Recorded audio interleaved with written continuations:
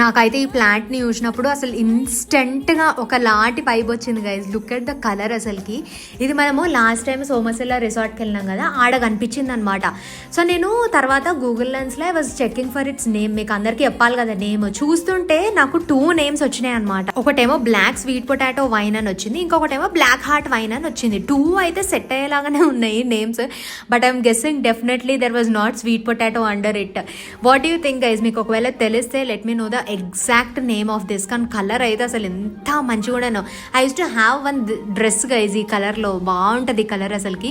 So ఇదైతే ఇంటికి తీసుకొచ్చేసి మనము ఇది క్రీపర్ లాగా పెరుగుతుంది. ఇట్లా మనీ ప్లాంట్ ఎట్లా పెరుగుతుంది రిగ్గరస్గా అట్లా పెరుగుతుంది అనమాట. అండ్ మన దగ్గర హార్ట్ స్టాండ్ ఉండే. బై ద వే గైజ్ ఈ హార్ట్ స్టాండ్ కావాలంటే నేను పైన ట్యాగ్ చేసేది ఎప్పుడో కొన్నా, ఇప్పుడు అవసరం వస్తుంది అనమాట.